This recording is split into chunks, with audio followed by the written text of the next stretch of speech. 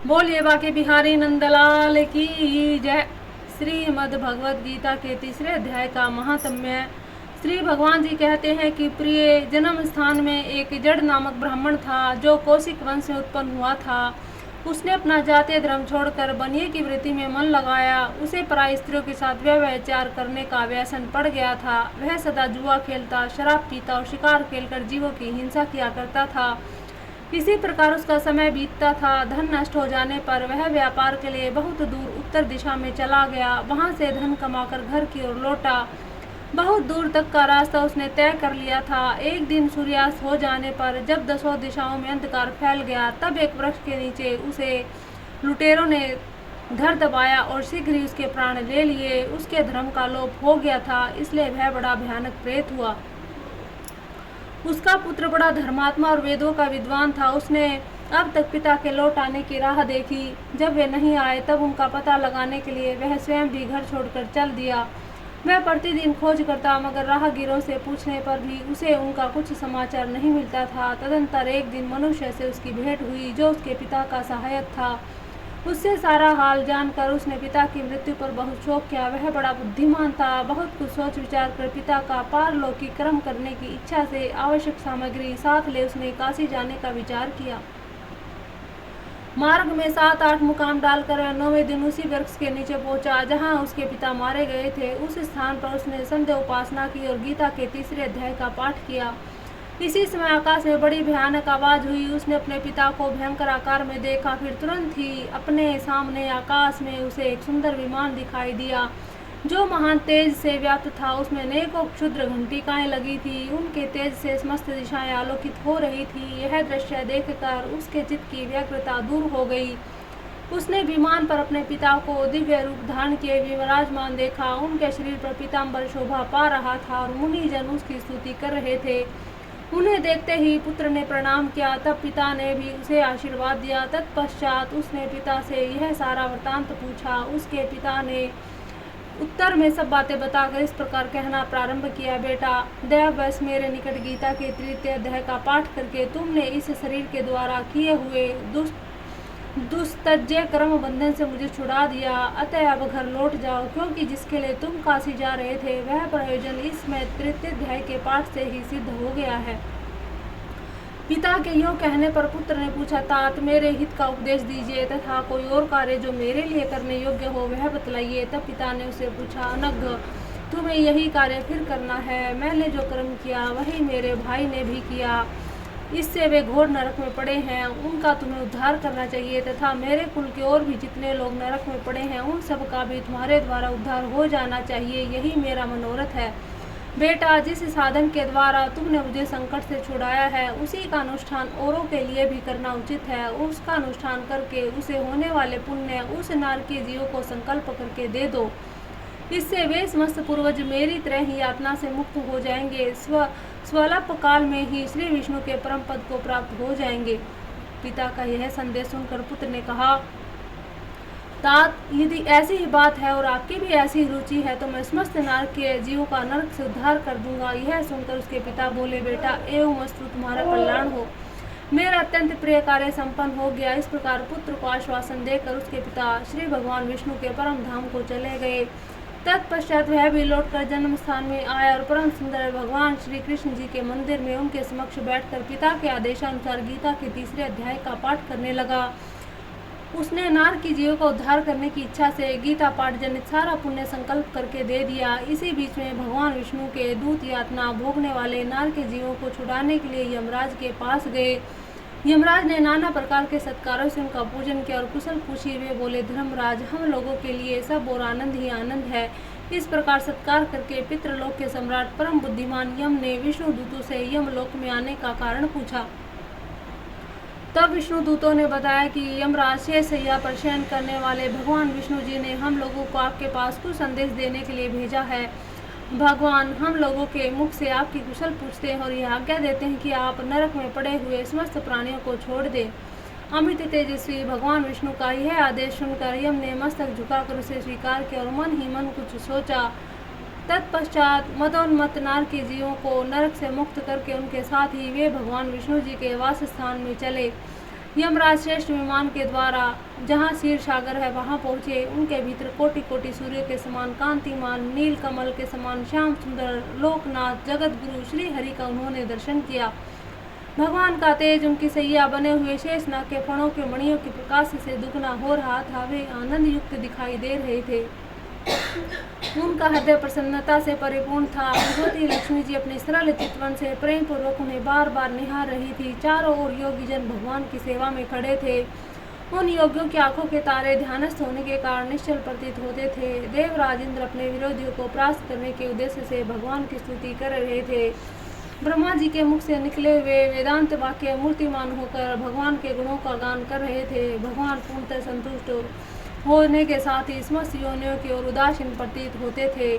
जीवों में से जिन्होंने योग साधना के द्वारा अधिक पुण्य संचय किया था, उन सबको एक ही साथ वे कृपा दृष्टि से निहार रहे थे। भगवान अपने सर्वभूत अखिल चराचर जगत को आनंदपूर्ण दृष्टि से आमोदित कर रहे थे। शेषनाग की प्रभा से उद्भासित एवं सर्वत्र व्याप्त दिव्य विग्रह धारण किए नील कमल के सदृश श्याम वर्ण वाले श्री हरि ऐसे जान पड़ते थे मानो चांदनी से घिरा हुआ आकाश सुशोभित हो रहा हो। इस प्रकार भगवान की झांकी करके यमराज अपनी विशाल बुद्धि के द्वारा उनकी स्तुति करने लगे। यमराज बोले, संपूर्ण जगत का निर्माण करने वाले परमेश्वर, आपका अंतःकरण अत्यंत निर्बल है। आपके मुख से ही वेदों का प्रादुर्भाव हुआ है। आप ही विश्व स्वरूप और इसके विधायक ब्रह्मा है। आपको नमस्कार है। अपने बल और वेग के कारण जो अत्यंत दुर्घर्ष प्रतीत होते हैं, ऐसे दानवेंद्रों का अभिमान चूर्ण करने वाले श्री भगवान विष्णु जी को नमस्कार है। पालन के समय सत्व में शरीर धारण करने वाले विश्व के आधारभूत सर्वव्यापी श्री हरि को नमस्कार है। समस्त देहधारियों की पातक राशि को दूर करने वाले परमात्मा को प्रणाम है। जिनके ललाटवर्ती नेत्र के तनिक सा खुल जाने पर भी आग की लपटें निकलने लगती हैं, उन रुद्र रूपधारी आप परमेश्वर को नमस्कार है। आप संपूर्ण विश्व के गुरु, आत्मा और महेश्वर हैं। अतः समस्त वैष्णव जनों को संकट से मुक्त करके उन पर अनुग्रह करते हैं। आप माया से विस्तार को प्राप्त हुए अखिल विश्व में व्याप्त होकर भी कभी माया अथवा उससे उत्पन्न होने वाले गुणों से मोहित नहीं होते।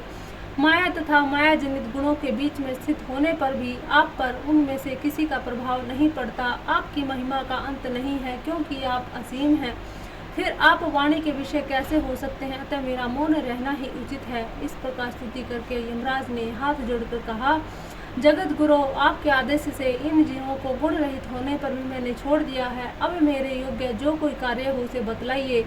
उनके यूं कहने पर भगवान मधुसूदन मेघ के समान गंभीर वाणी के द्वारा मानो अमृत रस से सींचते हुए बोले, धर्मराज, तुम सबके प्रति समान भाव रखते हुए लोगों को पाप से उद्धार कर रहे हो। तुम पर देहधारियों का भार रखकर मैं निश्चिंत हूँ। अतः तुम अपना काम करो और अपने लोक को लौट जाओ। यूं कहकर भगवान अंतर्ध्यान हो गए। यमराज भी अपनी पुरी लौट आए। तब वह ब्राह्मण अपनी जाति के और समस्त नार के जीवों को नरक से उद्धार करके स्वयं भी श्रेष्ठ विमान द्वारा श्री विष्णु धाम को चला गया। बोलिए बाके बिहारी नंदलाल की जय हो, जय हो। ये था गीता के तीसरे अध्याय का महात्म्य। अब हम गीता के तीसरे अध्याय का पाठ करेंगे, पहले संस्कृत में फिर उसके अर्थ सहित व्याख्या। बोलिए बाके बिहारी नंदलाल की जय। अर्जुन उवाच, जयायसि हि चेति कर्मणास्ते मता बुद्धिर्जनार्दन तात किं कर्मणि घोरे मां नियोजयसि केशव। अर्जुन बोले, हे जनार्दन, यदि आपको कर्म की अपेक्षा ज्ञान श्रेष्ठ मान्य है तो फिर हे केशव, मुझे भयंकर कर्म में क्यों लगाते हो। व्यामिश्रेणे वाक्येन बुद्धि मोहये शिव में तदेकं वदा निश्चित येन श्रेयो अहमाप्नुयाम। आप मिले हुए से वचनों से मेरी बुद्धि को मानो मोहित कर रहे हैं, इसलिए उस एक बात को निश्चित करके कहिए जिससे मैं कल्याण को प्राप्त हो जाऊं। श्री भगवान उवाच, लोके अस्मिन् इंद्रिय विद्या निष्ठा पुरा प्रोक्ता मया नघ ज्ञान योगेन सांख्यानां कर्म योगेन योगिनां। श्री भगवान बोले, हे निष्पाप, इस लोक में दो प्रकार की निष्ठा मेरे द्वारा पहले कही गई है। उनमें सांख्य योगियों की निष्ठा तो ज्ञान योग से, योगियों की निष्ठा कर्म योग से होती है। न कर्मण्णामन्नारम्भ नैष कर्मण्यः पुरुषोस्तनुते न च संशयसनादेव सिद्धिं समधिगच्छति। मनुष्य न तो कर्मों का आरंभ किए बिना निष्कर्मता को यानी योग निष्ठा को प्राप्त करता है, न ही कर्मों के केवल त्याग मात्र से सिद्धि यानी सांख्य निष्ठा को ही प्राप्त होता है। न ही कस्यचित् क्षणमपि जातु तिष्ठते कर्मकृतः कार्यते ह्यावशः कर्म सर्व प्रकृति जय गुणः। निसंदेह कोई भी मनुष्य किसी भी काल में क्षण मात्र में बिना कर्म किए नहीं रहता, क्योंकि सारा मनुष्य समुदाय प्रकृति जनित गुणों द्वारा परवश हुआ कर्म करने के लिए बाध्य किया जाता है। कर्मेन्द्रियाणि संयम्य ये आस्ते मनसा सम्रन् इंद्रियार्थीन् विमूढ़ात्मा मिथ्याचार से उच्यते। जो मूढ़ बुद्धि मनुष्य समस्त इंद्रियों को हठ पूर्वक ऊपर से रोककर मन से उन इंद्रियों के विषय का चिंतन करता रहता है, वह मिथ्याचारी अर्थात दम्भ भी कहा जाता है। यस्ति इंद्रियाणि मनसा नियम्यारभते अर्जुन कर्मेन्द्रिय कर्म योगम सक्तः स विशिष्यते।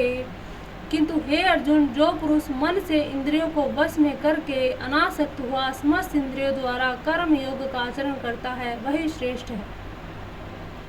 नियतम कुरु कर्म त्वं कर्म जयायो है कर्मण है शरीर यात्रापि चैतेन प्रसिद्ध येद कर्मण।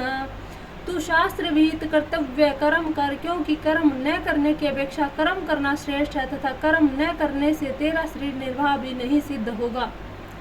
यज्ञार्थ कर्मण्योऽन्त्र लोको अयम कर्म बंधन है तथार्थ कर्म कौन्तेय मुक्त संग समाचर। यज्ञ के निमित्त किए जाने वाले कर्मों से अतिरिक्त दूसरे कर्मों में लगा हुआ ही यह मनुष्य समुदाय कर्मों से बंधता है। इसलिए हे अर्जुन, तू आसक्ति से रहित होकर उस यज्ञ के निर्मित की भांति ही भली भांति कर्तव्य कर्म कर। सहयजा प्रजा सृष्ट्वा प्रोवाच प्रजापति है अनेन परस विषय धवमेश वो अस्तिवष्ठ काम दुखः। प्रजापति ब्रह्मा ने कल्प के आदि में यज्ञ सहित प्रजाओं को रच कर उनसे कहा कि तुम लोग इस यज्ञ के द्वारा वृद्धि को प्राप्त हो और यह यज्ञ तुम लोगों को इच्छित भोग प्रदान करने वाला हो। देवान् भाव्यतानेन ते देवा भावयन्तु व्यय परस्परम भावयन्तः श्रेयः परम वापसयथ। तुम लोग इस यज्ञ के द्वारा देवताओं को उन्नत करो और ये देवता तुम लोगों को उन्नत करें। इस प्रकार निस्वार्थ भाव से एक दूसरे को उन्नत करते हुए तुम लोग परम कल्याण को प्राप्त हो जाओगे। इष्टान भोगानि ही वो देवा दास्यन्ते यज्भाविताः तैर्दतान् प्रदायं यभ्यो हो यो भुंक्ते स्तेन एव स। यज्ञ के द्वारा बढ़ाए हुए देवता तुम लोगों को बिना मांगे ही इच्छित भोग निश्चय ही देते रहेंगे। इस प्रकार उन देवताओं के द्वारा दिए हुए भोगों को जो पुरुष उनको बिना दिए स्वयं भोगता है, वह चोर ही है। यज्ञ शिष्टांशिनः संतो मुच्यन्ते सर्व किल विषय भुजन्ते ते त्वघं पापा ये पचन्तयात्म कारणात्। यज्ञ से बचे हुए अन्न को खाने वाले श्रेष्ठ पुरुष सब पापों से मुक्त हो जाते हैं, और जो पापी लोग अपना शरीर पोषण करने के लिए ही अन्न पकाते हैं, वे तो पाप को ही खाते हैं। अन्नाद भवन्ति भूतानि पर्जन्यादन्न संभवः यजाद भवति पर्जन्यो यज कर्म समुद्भवा। कर्म ब्रह्मोद्भवं विद्धि ब्रह्माक्षार समुद्रभवम् तस्मात् सर्वगतं ब्रह्म नित्यं यजे प्रतिष्ठितम्। संपूर्ण प्राणी अन्न से उत्पन्न होते हैं। अन्न की उत्पत्ति वृष्टि से होती है, वृष्टि यज्ञ से होती है और यज्ञ विहित कर्मों से उत्पन्न होने वाला है। कर्म समुदाय को तू वेद से उत्पन्न और वेद को अविनाशी परमात्मा से उत्पन्न हुआ जान। इससे सिद्ध होता है कि सर्वव्यापी परम अक्षर परमात्मा सदा ही यज्ञ में प्रतिष्ठित है।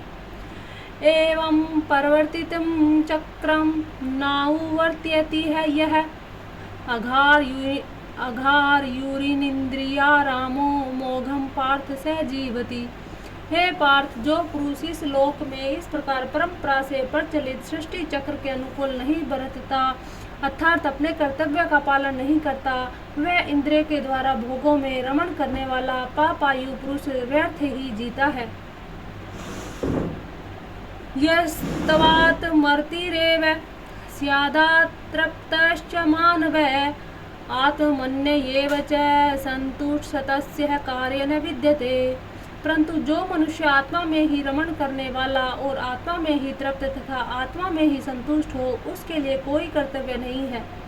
नैव तस्य कृतेनार्थो न कृतेनेह कश्चन है, न चास्य सर्वभूतेषु कश्चिदर्थ व्यपाश्रय।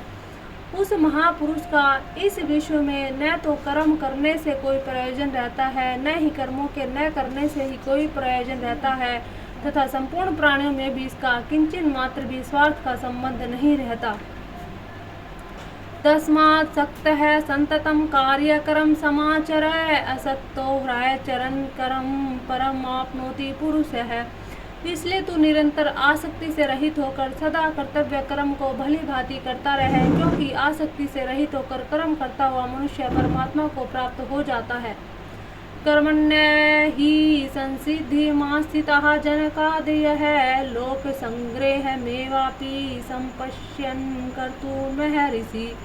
जनकादि ज्ञानी जन भी आसक्ति रहित कर्म द्वारा ही परम सिद्धि को प्राप्त हुए थे, इसलिए तथा लोक संग्रह को देखते हुए भी तू कर्म करने को ही योग्य, अर्थात तुझे कर्म करना ही उचित है। यद्दाचरति श्रेष्ठ सततदेवेतरो जनः, स यत् प्रमाण कुरुतो लोक सतदनुवर्तते। श्रेष्ठ पुरुष जो आचरण करता है, अन्य पुरुष भी वैसा वैसा ही आचरण करते हैं। वह जो कुछ प्रमाण कर देता है, समस्त मनुष्य समुदाय उसके अनुसार बरतने लग जाता है। न मे पार्थास्ति कर्तव्यम त्रिषु लोकेषु किंचिनः, नानवाप्तमवाप्तव्यम वर्त एवं च कर्मणि। हे अर्जुन, मुझे इन 3 लोकों में न तो कुछ कर्तव्य है, न ही कोई भी प्राप्त करने योग्य वस्तु है प्राप्त है, तो भी मैं कर्म में ही बरतता हूँ। यदि ह्रायं न वर्तयेम जातु कर्मण्यतेन्द्रितः, मम अवतारमानुवर्तन्ते मनुष्याः पार्थ सर्वशः। क्योंकि हे पार्थ, यदि कदाचित मैं सावधान होकर कर्मों में न बरतूं तो बड़ी हानि हो जाए, क्योंकि मनुष्य सब प्रकार से मेरे ही मार्ग का अनुसरण करते हैं। उत्सी देयूरी में लोकान कुर्याकरं चेदहं संकर्ष च कर्ता सयामुपन्नयामि महाप्रजाः। इसलिए यदि मैं कर्म न करूं तो ये सब मनुष्य नष्ट भ्रष्ट हो जाए। मैं संकर्ता का करने वाला हूँ तथा इस समस्त प्रजा को नष्ट करने वाला बनूं। सक्ताः कर्मण्य विद्वांसो यथा कुर्वन्ति भारत, कुर्यादिन्दास्तथा शक्तिश्च किर्बिलेषु लोकर संग्रहम्। हे भारत, कर्म में आसक्त हुए अज्ञानी जन जिस प्रकार कर्म करते हैं, आसक्ति रहित विद्वान भी लोक संग्रह करना चाहता हुआ उसी प्रकार कर्म करे। न बुद्धि भेदम जनयेद ज्ञानाम कर्म संगीनाम, जोषयेत सर्व कर्माणि विदान युक्तः समाचरन्। परमात्मा के स्वरूप में अटल स्थित हुए ज्ञानी पुरुष को चाहिए कि वह शास्त्र विहित कर्मों में आसक्ति जन वाले अज्ञानियों की बुद्धि में भ्रम अर्थात कर्मों में अश्रद्धा उत्पन्न न करे, किंतु स्वयं शास्त्र विहित समस्त कर्म भली भांति करता हुआ उनसे भी वैसे ही करवाए। पर करते हैं क्रियमाणानि गुणे कर्माणि सर्वशः, अहंकार विमूढ़ात्मा करता है मैति मन्यते। वास्तव में संपूर्ण कर्म सब प्रकार से प्रकृति के गुणों द्वारा किए जाते हैं, तो भी जिनका अंतःकरण अहंकार से मोहित हो रहा हो, ऐसे अज्ञानी मैं करता हूँ ऐसा मानता है। तत्त्ववित्तु महाभावो गुणकर्म विभागयोः, गुणा गुणेषु वर्तन्त इति मत्वा न सज्जते। परंतु हे महाभाव, गुण विभाग और कर्म विभाग में तत्व को जानने वाला कर्मयोगी संपूर्ण गुण ही गुणों में बरत रहे हैं ऐसा समझकर उनमें आसक्त नहीं होता। प्रकृतेर गुणे समूढ़ाः सजन्ते गुण कर्मसु, तान कुत संविदो मदान कृत संविनय विचालयेत्। प्रकृति के गुणों से अत्यंत मोहित हुए मनुष्य गुणों में और कर्मों में आसक्त रहते हैं। उन पूर्णतया न समझने वाले मंद बुद्धि ज्ञानियों को पूर्णतया जानने वाला ज्ञानी विचलित न करे। मयि सर्वाणि कर्माणि सन्न्यस्याध्यात्मं चेतसः, निराशीर्निर्ममो भूत्वा युधयस्वः विगतज्वरः। मुझ अंतर्यामी परमात्मा में लगे हुए चित्त द्वारा संपूर्ण कर्मों को मुझ में अर्पण करके आशा रहित, ममता रहित और संताप रहित होकर युद्ध कर। ये मे मतमिदं नित्यमनुतिष्ठन्ति मानवाः श्रद्धावन्तो सूयन्तो मुच्यन्ते ते अपि कर्मभिः। जो कोई मनुष्य दोष दृष्टि से रहित श्रद्धा युक्त होकर मेरे इस मत का सदा अनुचरण करते हैं, वे भी संपूर्ण कर्मों से छूट जाते हैं। ये तवेदभ्य सूयन्तो नानुतिष्ठन्ति मे मतम् सर्वज्ञान विमूढ़ान सतान विधिः नष्टान चेतसः। परंतु जो मनुष्य मुझ में दोष रोपण करते हुए मेरे इस मत के अनुसार नहीं चलते, उन मूर्खों को तू संपूर्ण ज्ञानों में मोहित और नष्ट हुए ही समझ। सदृशं चेष्टते स्वस्याः प्रकृतेर्ज्ञानवानमपि प्रकृतिं यान्ति भूतानि निग्रह किं करिष्यति। सभी प्राणी प्रकृति को प्राप्त होते हैं, अर्थात अपने स्वभाव के परवश वे कर्म करते हैं। ज्ञानवान भी अपनी प्रकृति के अनुसार चेष्टा करता है, फिर इसमें किसी का हठ क्या करेगा। इंद्रिय सेन्द्रिय स्यार्थे राग देशो व्यवस्थितो तयोर्नः वशमागच्छेत्तो हर्ष्यः परिपन्थिनोः। इंद्रिय के अर्थ में अर्थात प्रत्येक इंद्रिय के विषय में राग और द्वेष छिपे हुए स्थित है। मनुष्य को उन दोनों के वश में नहीं होना चाहिए, क्योंकि वे दोनों ही इसके कल्याण मार्ग में विघ्न करने वाले महान शत्रु हैं। श्रेयान् स्वधर्मो विगुण परधर्मात् स्वनुतिष्ठितात् स्वधर्मे निधम श्रेय परधर्मो भयावह। अच्छी प्रकार आचरण में लाए हुए दूसरे के धर्म से गुण रहित भी अपना धर्म अति उत्पन्न है। अपने धर्म में तो मरना भी कल्याणकारक और दूसरे का धर्म भय को देने वाला है। अर्जुन उवाच अथ केन प्रयुक्तोऽयं पापं चरति पुरुषः अनिच्छन्नपि हि वोषणेः बलादिव नियोजितः। अर्जुन बोले, हे कृष्ण, तो फिर यह मनुष्य स्वयं न चाहता हुआ भी बलात्कार से लगाए हुए की भांति किससे प्रेरित होकर पाप का आचरण करता है। श्री भगवान उवाच काम एष क्रोध एष रजो गुण समुद्भव महाशनो महापापमा विध्यन्मी है वैरिणम। श्री भगवान बोले, रजोगुण से उत्पन्न हुआ यह काम ही क्रोध है। यह बहुत खाने वाला अर्थात भोगों में कमी न अघाने वाला और बड़ा पापी है। इसको ही तू इस विषय में वैरी जान। धूमे ना वीर्यते वही यथार्दर्शो मलेन च यथो बलेनावृतो गर्भस्तथा तेने दमावृतम। जिस प्रकार धुएं से अग्नि, मैल से दर्पण ढका जाता है तथा जिस प्रकार जेर से गर्भ ढका रहता है, वैसे ही उस काम के द्वारा यह ज्ञान ढका रहता है। आवर्तम ज्ञान में तेन ज्ञानिनो नित्य वैरिणा काम रूपेण कौन्तेय दुष्पूरेणान लेन च। और हे अर्जुन, इस अग्नि के समान कभी न पूर्ण होने वाले काम रूप ज्ञानियों के नित्य वैरी के द्वारा मनुष्य का ज्ञान ढका हुआ है। इंद्रियाणि मनो बुद्धिर स्याधिष्ठ नमुच्यते एतर विमोर हयन ये है ज्ञान मावर्त्य देहिनम। इंद्रिया, मन और बुद्धि ये सब इसके वास स्थान कहे जाते हैं। यह काम इन मन, बुद्धि और इंद्रियों के द्वारा ही ज्ञान को आच्छादित करके जीवात्मा को मोहित करता है। तस्मात् त्वमिन्द्रियाणि यादोः नियम्य भरतशर्भ पापमानं पर्जहि होन ज्ञान विज्ञान नाशनम। इसलिए हे अर्जुन, तू पहले इंद्रियों को वश में करके इस ज्ञान और विज्ञान का नाश करने वाले महान पापी काम को अवश्य ही बलपूर्वक मार डाल। इंद्रियाणि प्राण्याहुरिन्द्रियेभ्यः परं मनः मनसस्तु परं बुद्धिर्यो बुद्धे परतस्तु सा। इंद्रियों को स्थूल शरीर से पर यानी श्रेष्ठ, बलवान और सूक्ष्म कहते हैं। इन इंद्रियों से पर मन है और मन से भी पर बुद्धि है, और जो बुद्धि से वेतन पर है वह आत्मा है। एवं बुद्धे परम बुद्ध्वा संस्तभ्यात्ममानमात्मनः जहिं शत्रुं महाभावो काम रूपम दुरासदम।